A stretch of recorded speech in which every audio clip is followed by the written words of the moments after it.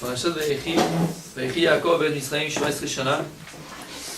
Yaakov, il a vécu 17 ans en Égypte. Et Chachamim, les Farshim, ils expliquent que ces 17 années ont été les véritables années de vie de Yaakov Avinu.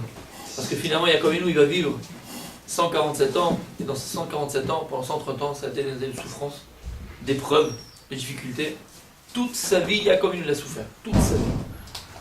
Et ils nous disent que la véritable année de sa vie de plénitude, où il a vécu en paix, et Besimcha, Chazal Ruach Kodesh, c'est ses 17 ans en Égypte. Et donc c'est la paracha qui parle aussi de la mort de Yaakov Avinu. Yaakov Lomet, la mort physique de Yaakov Avinu. Et c'est peut-être les Antachem de voir, j'ai vu un Beth Alevi extraordinaire, et pour essayer de voir en quelques minutes, si on peut, une des facettes qui était Yaakov Avinu. C'est quoi la grandeur de Yaakov Avinu? Pour voir ça, hein, le Beth Alevi, il est sur le Parashat Vayeshev. Il ramène le Midrash, un Midrash qui, en Midrash Echa, il écrit que à l'époque de la destruction, avant la destruction du premier Beth Amikdash qui a été fait par Nebuchadnezzar, il écrit que Nebuchadnezzar était très très très copain, très ami avec qui? Avec le Melech Israël, qui était à l'époque Yosef, Tzidkiyahu Melech. Tzidkiyahu Melech c'était Melech Israël, et Nebuchadnezzar qui était Melech à Babel, le roi de Babel, était très très très très très copain avec lui. Ad Kedeka, qui dit le Midrash, que la seule personne qui avait la permission et le droit de rentrer sans prévenir dans la petite chambre, je pense la chambre de Nebuchadnezzar, sans se faire demander, sans prévenir, sans taper à la porte, c'est qui? Tzidkiyahu Melech. Il avait à la base Nebuchadnezzar une akara, une grande reconnaissance envers le peuple juif, les Chachamim, la Torah, à la base.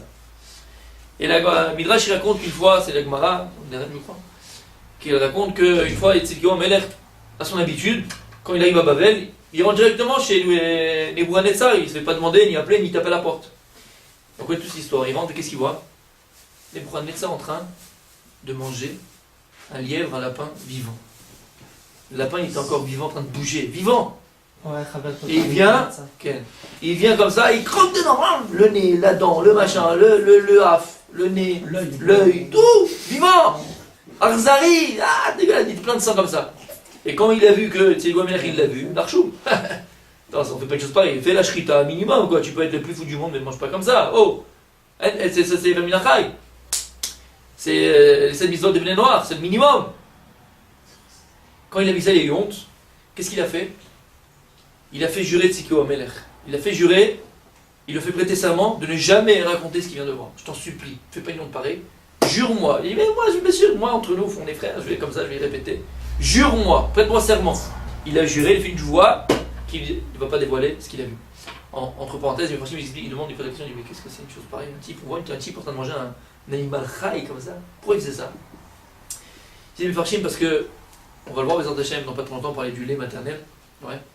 Mais comprendre que, par exemple, tout ce qu'on mange, ou l'acte qu'on va accomplir, les actes que l'on peut accomplir, ils vont forcément avoir une influence sur notre pnim, sur notre intériorité, sur notre caractère. Et qu'est-ce qu'il faisait? Il mangeait cette bête vivante, quelque chose de cruel, pour faire entrer en lui cette mida de cruauté d'Arzariout. Pour être cruel. Il partait à la guerre, il partait jusqu'à quelqu'un, le Midrash dit qu'à son époque, on n'a jamais eu une personne avec un sourire sur les lèvres. Donc les gens souffraient de sa cruauté. On a eu ça pour ça. En tout cas, comme on sait, on a ramené ça plus d'une fois, il dit Rav Dessler qu'une des midas les plus grandes dans l'homme, c'est quoi? C'est la mida de sakranout, la curiosité. C'est tout l'ignan du Yetzirah. Le Yetzirah, il te fait fauter dans quelque chose que tu ne vois pas. À partir du moment où la chose t'a interdite, c'est que tu veux la transgresser. Ce que tu ne vois pas, c'est ce qui m'ochère contre ce qui t'appelle. Ouais. C'est pour ça que les plus grandes pubs du monde, c'est quelque chose qui est caché. Regardez les endroits, quand on ne te montre pas la chose vraiment. Les endroits les plus chez Mishmor qu'on ne doit pas rentrer, c'est toujours il y a des vilons dessus, d'accord? C'est caché avec des rideaux, c'est tout noir. Pourquoi? Parce que l'homme il est tellement curieux qu'il veut savoir ce qui se cache derrière le rideau. D'accord? C'est comme ça, l'homme il est comme ça, on va en parler une autre fois. En tout cas, tu vois, Melech il n'en pouvait plus. À partir du moment où il avait un secret en lui, il n'en pouvait plus de raconter ce qu'il avait vu, parce que maintenant il est tenu par son serment, il avait envie de raconter ça. Il dit, les bras racontent, il est tombé malade à cause de ça. Ad Kedekach, il est tombé malade. Mais quoi, Nefesh? Il est parti voir les Chachamim, il a dit, Rabbanim, je peux pas, le Sanhedrin à l'époque, il a dit, je peux plus, j'ai fait un serment, je suis malade à cause de ça, je suis au lit à cause de ça, je vous en supplie. Aidez-moi, la tire est un éder. Déliez-moi mon vœu, mon serment. les Sanhédrin, ils sont embêtés. Qu'est-ce qu'on peut faire? C'est dans mitzvah. Et pour les dans mitzvah, on a le droit d'attirer un éder. Si pour une mitzvah, on a le droit de délier un serment. Qu'est-ce qu'ils font? Ils lient le serment. Ils diluent le serment de ce qu'il va mener. Qu'est-ce qu'il fait? Dès qu'il est, c'est bon, il peut le dire. Il dit: ah, vous savez pas ce que j'ai vu? J'ai vu les Bouchanets en train de manger une arnevette, un lièvre, un lapin vivant. Ça y est, il allait mieux, il était bien.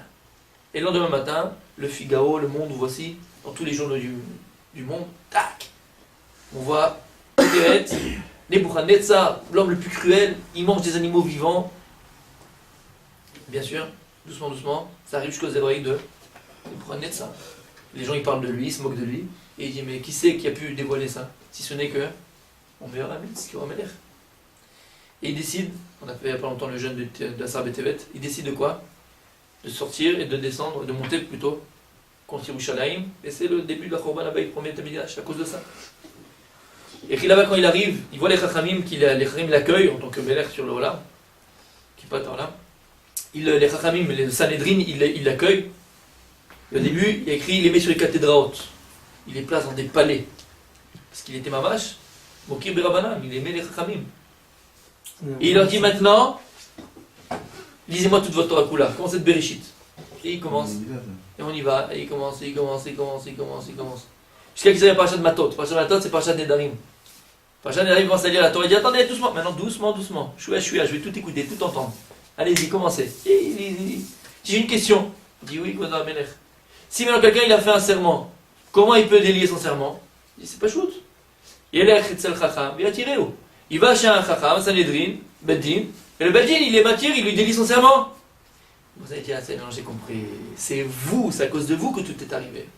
Zarakotam la'aretz. C'est ce qu'on dit dans Echa, on dit ça de Shabbat, Midrash Yiramen. À ce moment-là, qu'est-ce qu'ils ont fait les Chachamim? Zarakotam la'aretz. Il les a jetés à terre. Il y a écrit: ils ont compris leur faute. Qu'est-ce qu'ils ont fait les Chachamim, les Sanhédrin à ce moment-là? Samou afar al rosham ve comment il y a écrit là-bas? Samou afar al rosham. Ils ont mis donc de la terre et de la poussière sur leur tête. Ve bishu sakim bemotnam. Et ils ont mis des sacs sur leur taille. Ils sont assis par terre. Le Midrash dit: pourquoi ils ont mis du afar? Ils ont mis de la terre sur leur tête pour appeler le sruto chez Abraham Avinu.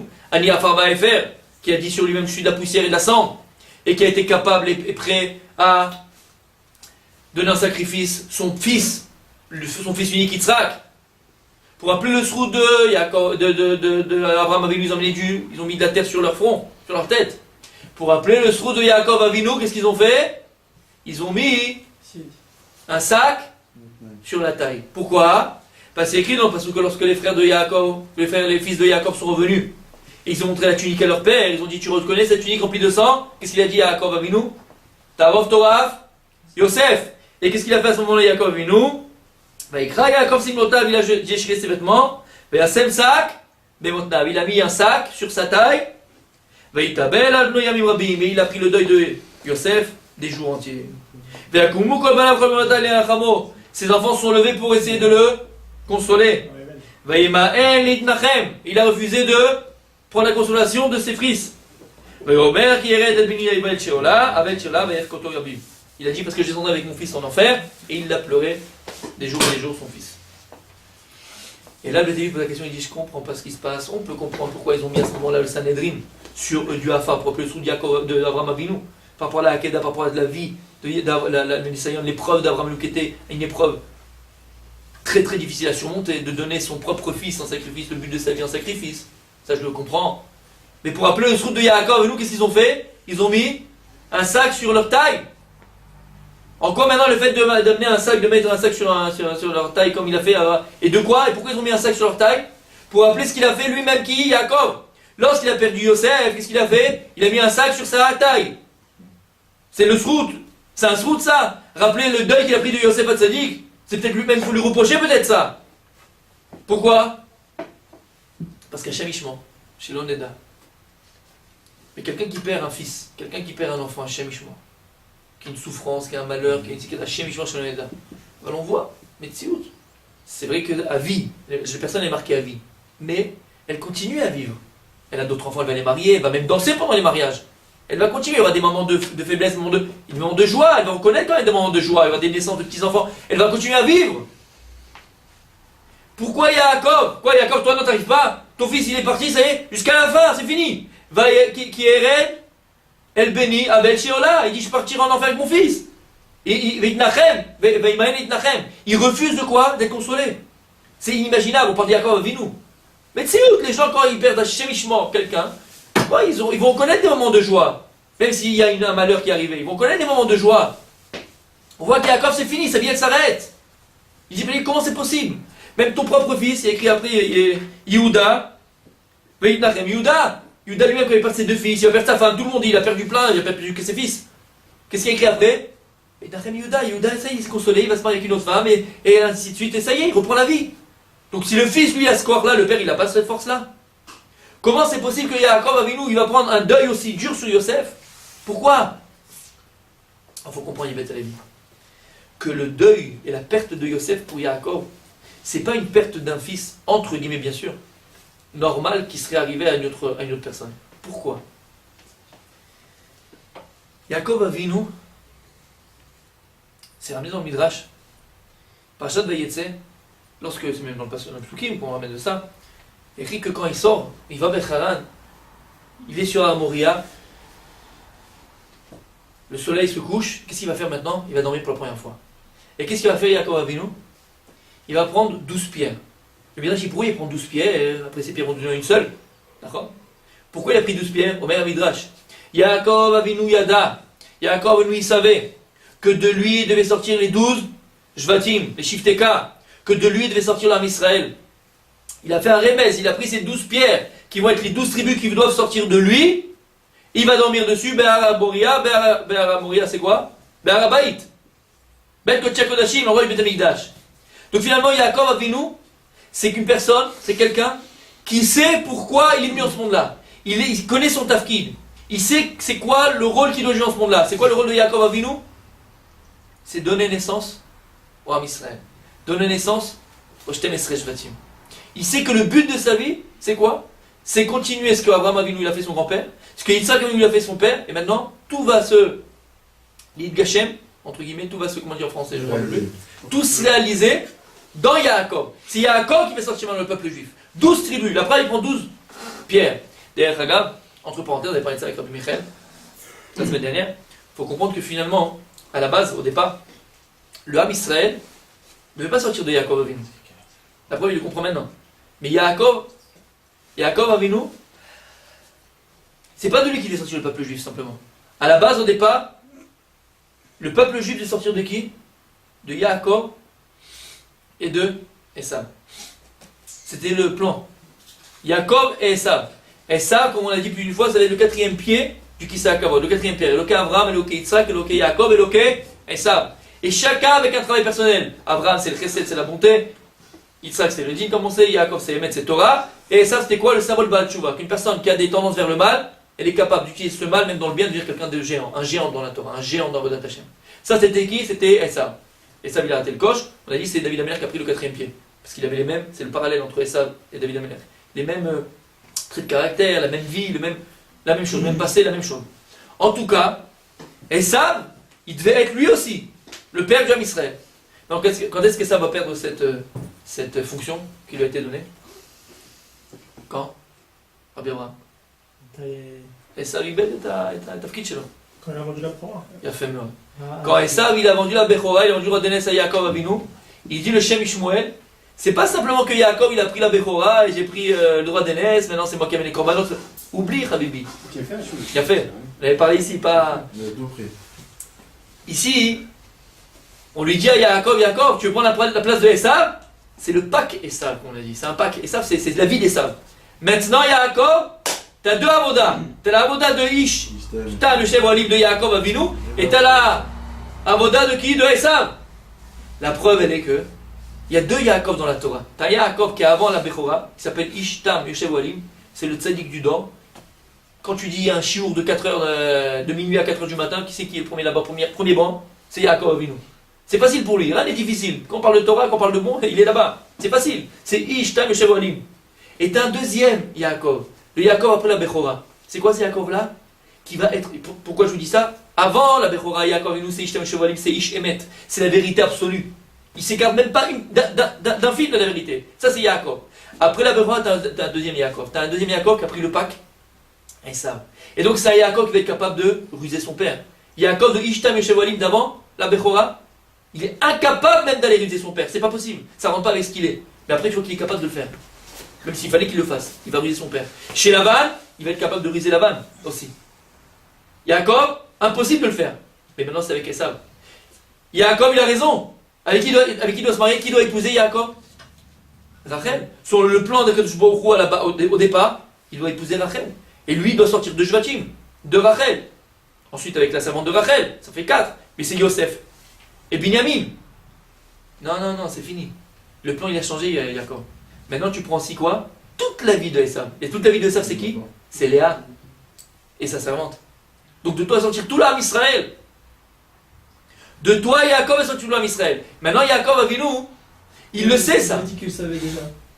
Alors maintenant, Yaakov, il le sait maintenant que déjà depuis la... Il a fait. Alors C'était... Comment après là-bas par rapport au Psukim quand il s'est fait bananer par Léa? Non, s'il savait déjà son tafkid, alors. Avant la Bechora, il savait déjà son tafkid. Non, pas avant. Avant. Partir de la Bechora, j'ai dit. Mais au début du show, on a dit qu'il savait déjà. Non, j'ai dit quand est-ce qu'il l'a su? Depuis Ara Moria, il savait qui. Ça, c'est quand il est sorti. C'est après. C'est quand il est sorti. En fait. Donc Yaakov, il le sait. Il sait que le rôle, et pourquoi il est venu dans ce monde-là? Pour donner naissance au quoi? Au Shifteka. De lui va sortir l'âme Israël. De lui va sortir la naissance du peuple juif. Donc quand Yaakov Avinu maintenant, il sait que quoi? Et Dafka 12, c'est pas Stam. C'est que le chiffre 12, sans rentrer dans les détails, le chiffre 12, s'il y a 12 Jvatim, pas 13, pas 11, pas 15, pas 25, 12, parce que c'est un chiffre qui n'est pas arbitraire. 12, c'est 12 mazalot. C'est astrologique. 12, c'est les 12 mois qui font une année. 12, c'est 12 heures de la journée, 12 heures du soir. On voit que le 12, c'est ce qui gère ce monde-là. Parce que le Ram Israël, c'est lui qui gère le monde. Le monde, il est géré. S'il pleut, c'est grâce à nous, à cause de nous. S'il fait beau, c'est grâce à nous, c'est à cause de nous. S'il y a une guerre, c'est grâce à nous, c'est à cause de nous. S'il y a la famine, c'est grâce à nous, c'est à cause de nous. S'il y a un tsunami là-bas en Thaïlande, c'est grâce à nous, à cause de nous. On gère ce monde. Le 12, c'est astrologique, c'est ce monde. Comment le monde il est géré. Parce que le monde il est géré par le Ram Israël. Donc le chiffre du peuple juif, c'est 12. Donc, on parlera peut-être une autre fois, plus en détail. En tout cas,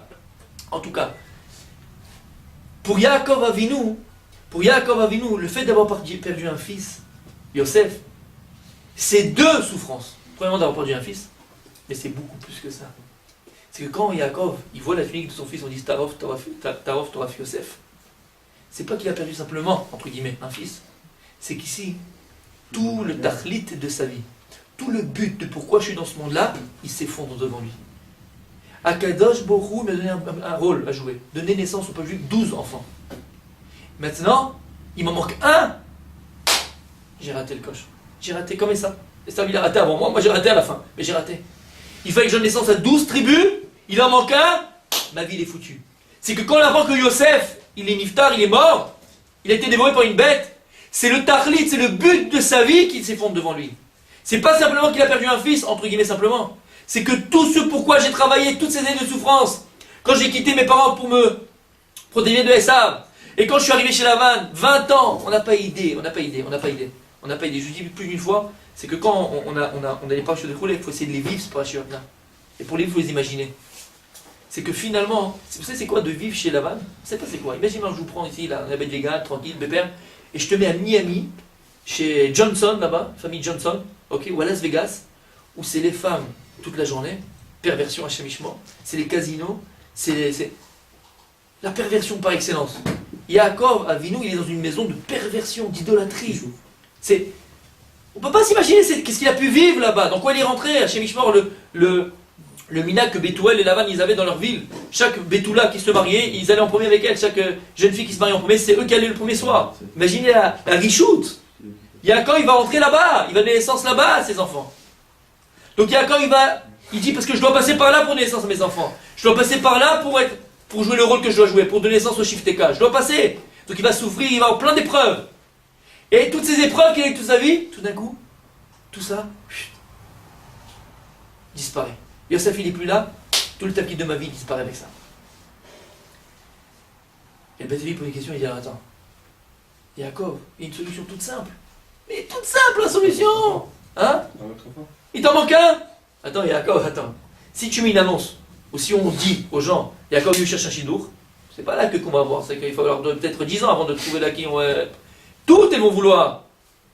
Et s'il n'y a pas de sadéquette à quel écart, on en prend une petite, 5 ans, on la drive pendant 10 ans, 20 ans, on l'a fait les brachot, les machins, on la met dans un bon séminaire, machin. On l'a fait devenir Midot Tovot, la grande Géonite, ok? Et tu l'épouses. Non, pourquoi pas? C'est nickel. Produit fini. On l'a à ta taille, pourquoi pas? C'est possible. Fais-le. Yaakov, pourquoi tu le fais pas? Et là tu t'attends, pendant 22 ans tu pleures ton fils. Va devenu chez Ola, je vais tomber avec mon fils en enfer et j'ai pas de solution et ma vie est finie. Pourquoi? Parce que je fais tout simple. Vas-y. Vas-y. Épouse une autre femme et un enfant d'elle, et voilà, t'en as 12, ça va, le monde n'est pas terminé, hein. Rabbi Yosef, d'accord ou pas? C'est vrai ou pas? C'est tout simple, non? La solution elle est toute simple. Et là, pourquoi Yaakov il ne fait pas ça? Yaakov il ne sait pas ça, Yaakov? Écoutez bien, parce que Bethlévi c'est Nifla, c'est Nifla. Il y a écrit que lorsque Yaakov Avinu, il se sauve de qui? De chez Lavan. Non, pas Shavayetse, sauf pas Shavayetse. Il se sauve de chez Lavan, entre guillemets. Lavan lui court après. Et Lavan il arrive à la rattraper. Il va avoir une discussion entre Lavan et Yaakov. Yaakov il dit, mais qu'est-ce que je t'ai fait pour que tu passes tout ça? Qu'est-ce que je t'ai fait? Et après, il dit, qu'est-ce que je t'ai fait? Et là, ils vont dire, bon, ok, viens, on fait un pacte. Et c'est quoi le pacte qu'ils ont fait? Ils vont prendre un gal. Ils vont manger sur ce gal, ils appellent cet endroit Gal Ed, la pierre de témoignage. Et ils veulent lui dire comme ça, attention Yaakov, on fait un serment, toi et moi, tu me fais un serment. C'est quoi le serment? Il peut divorcer les premières, non? Hein? Il peut pas divorcer les premières. Non, un serment il veut pas. Regarde, on va voir.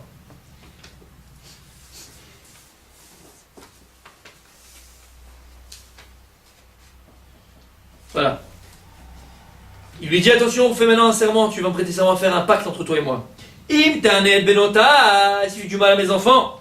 Vim tikarnashim al benotai. Et si tu épouses d'autres femmes, à part les filles que je t'ai données, en ishimanu, c'est la guerre. Il n'y a plus la paix entre nous, hein, c'est la guerre. Re'elokim ed beni u benecha. Et Akash Hu, c'est lui le témoin. Donc qu'est-ce qu'il dit maintenant Lavan à Yaakov? Prête-moi serment que tu fais pas mal à mes enfants, et plus que ça. Je t'interdis d'épouser d'autres femmes, à part celles que je t'ai données, Léa, Rachel, Zilpa et Bila. Tu prêtes serment? Yaakov il a dit je jure. Et donc maintenant Yaakov il peut pas. On a dit mais pourquoi Yaakov tu n'épouses pas une autre femme? Épouse une femme, fais un enfant. Il a fait, fais un enfant. On dit Yaakov il veut pas, pourquoi? Parce que j'ai prêté serment à Lavan, je peux pas, j'ai fait une joie. D'autres enfants avec celles des femmes qu'il a déjà. C'est fini, elles sont vieilles. Yasman, c'était vieille ces femmes. Même lui il avait là maintenant 130 et quelques, déjà 100. Il peut plus. Prends une autre femme, je peux pas. J'ai juré à mon beau-père que je ne prendrais pas de femme à sa place. Mais plus je croyais qu'il dit autre chose.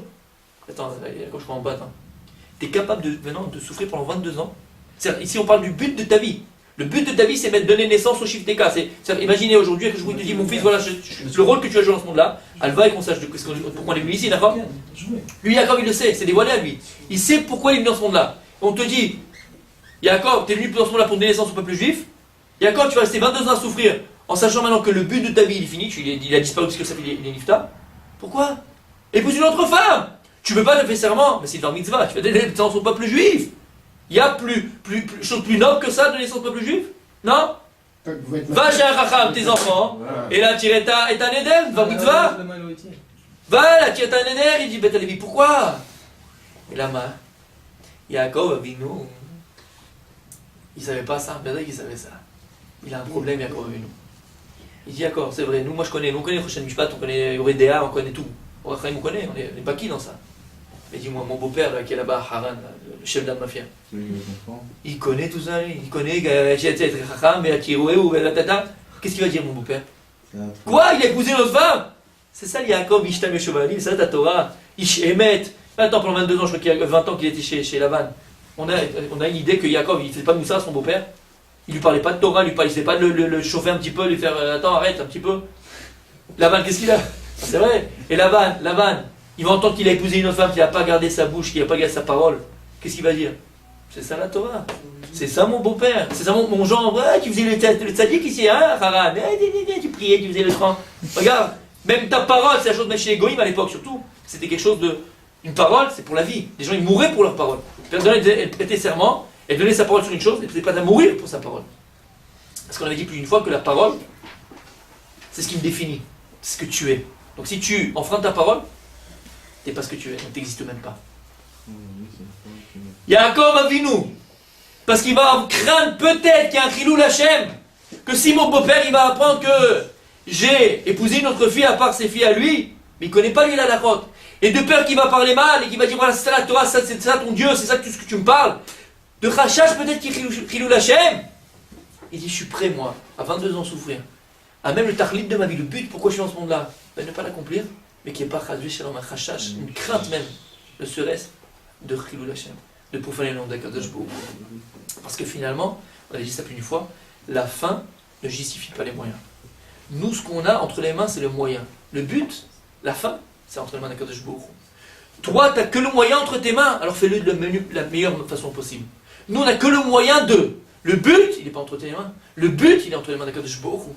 Yaakov Avinu va être capable pendant 22 ans de souffrir et d'aller tout droit vers Béni Sheolah.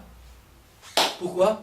Parce que moi, je ne veux pas être responsable, une seconde d'un Chilul Hashem, de profaner le nom d'Akadosh Baruch Hu. Si pour cela, il faut que je passe par un Chilul Hashem pour profaner le nom de Dieu, ça ne vaut pas la peine. Maintenant, on comprend.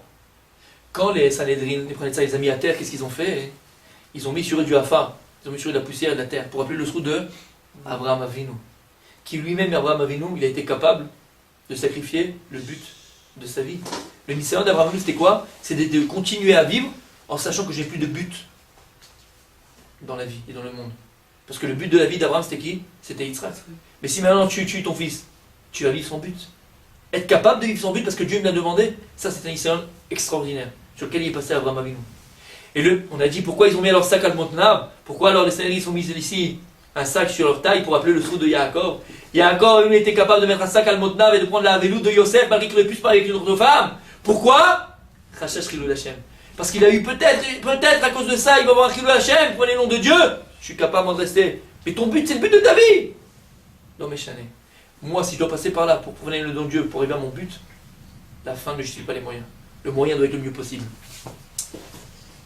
C'est pour ça qu'ils ont pris Yibet Alevi, sac al Mota, pour appeler le trou de Yaakov. Il n'y a pas plus grand trou que ça. Et c'est encore plus grand que ça, parce que finalement, on voit que l'épreuve de Yaakov Avinu, elle n'a pas finalement duré que au moment où il a perdu Yosef, mais elle a duré combien l'épreuve de Yaakov Avinu? Cette épreuve-là, combien de temps elle a duré? Vous savez combien de temps? 22 ans.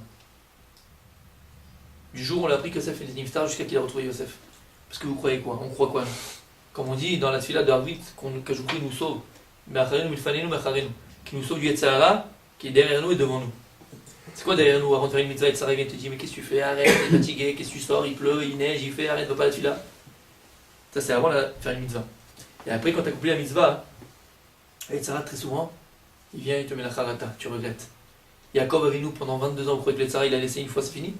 Tous les jours. Yaakov, regarde dans une glace là, comme ça. Un an, et puis un an, allez, épouse une femme, qu'est-ce qu'il y a? Et ton beau-père, Lavan, il doit être dans la bête à vote, maison de retraite. C'est même pas qu'il est peut-être là, il a maladie d'Alzheimer, il sait même plus comment il s'appelle. Ça va, fais-le, ça va. Ça après un an. Et après 5 ans. Et après 10 ans, et de ça. Et après 12 ans, et d'accord. C'est bientôt la fin de tes jours. T'es venu en ce monde-là pour rien finalement. Allez, fais-le, qu'est-ce qu'il y a? Il est peut-être mort pour mon père, allez. 20 ans, 22 ans. C'est un Nisayon, tous les jours. Kenimchar. Et qui reste.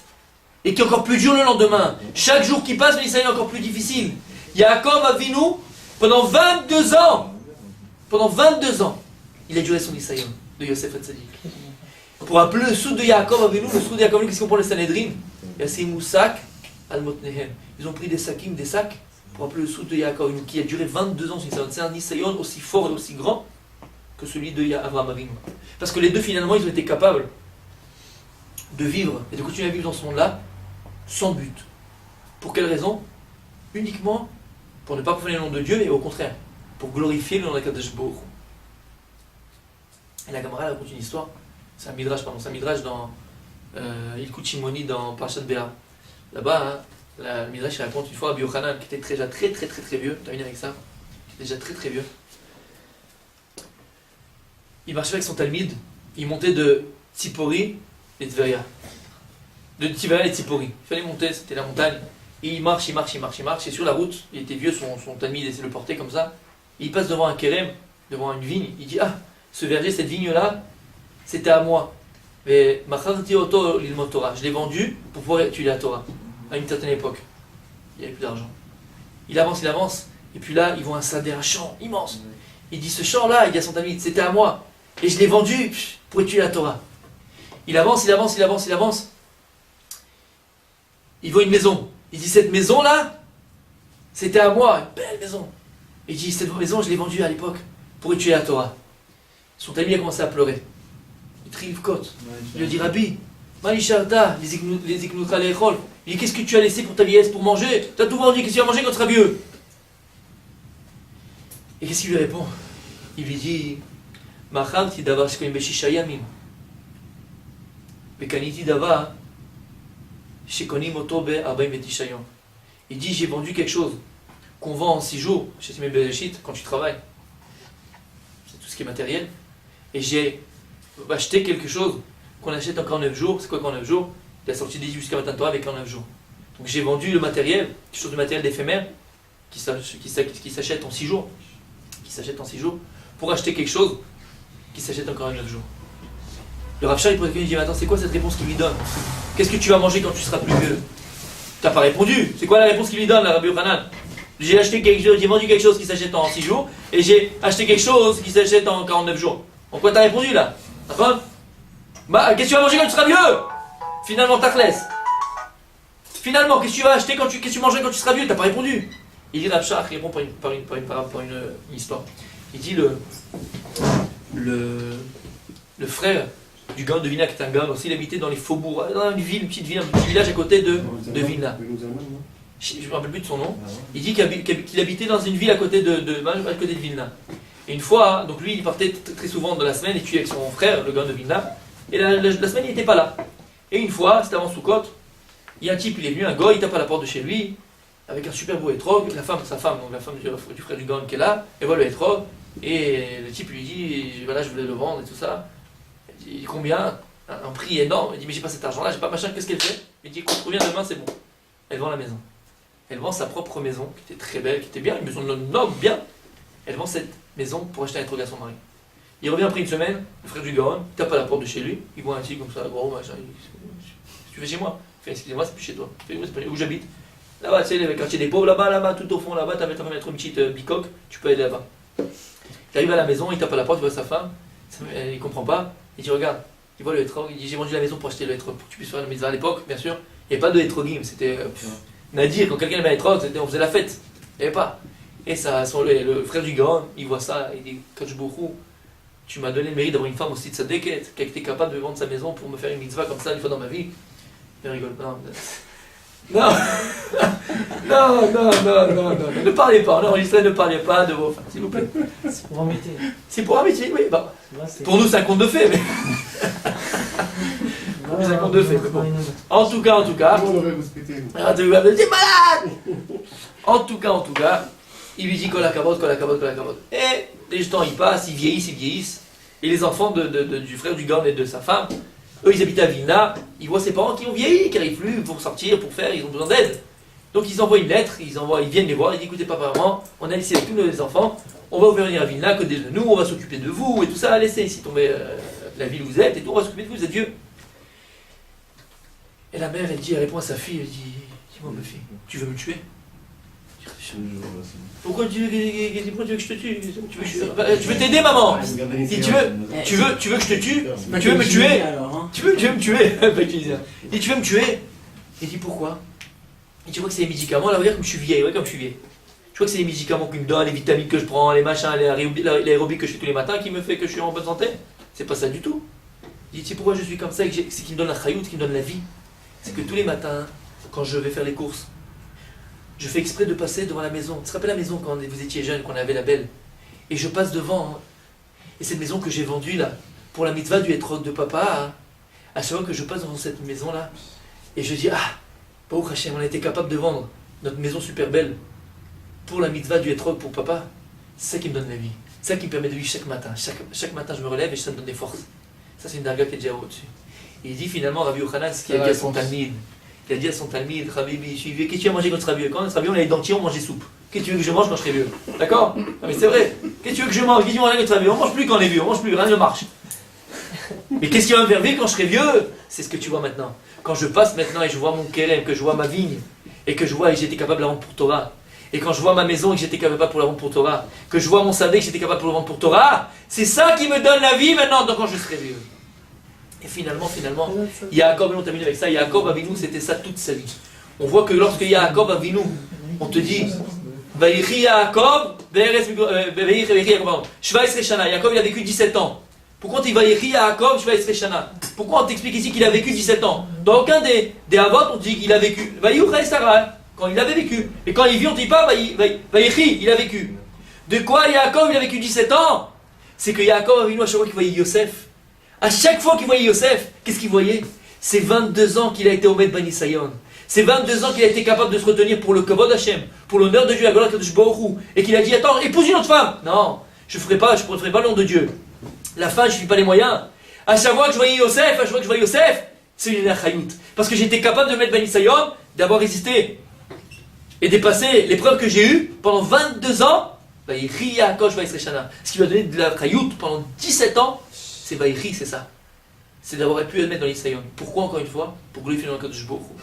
Ce que à nous, ça doit nous amener, c'est quoi? C'est que finalement, on a tous des choses à faire. Et des fois, le but sur lequel on veut arriver, il est bon, il est bien. C'est génial, c'est pour la Torah, c'est pour les bonnes choses. Ne regarde pas le but. Toi, mon fils, regarde le moyen.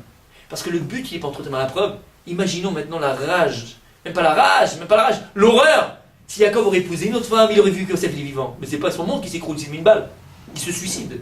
C'est ça pour ça. Parce qu'Yaakov, il a compris, Yaakov avec nous. Et c'est ça qui nous transmet.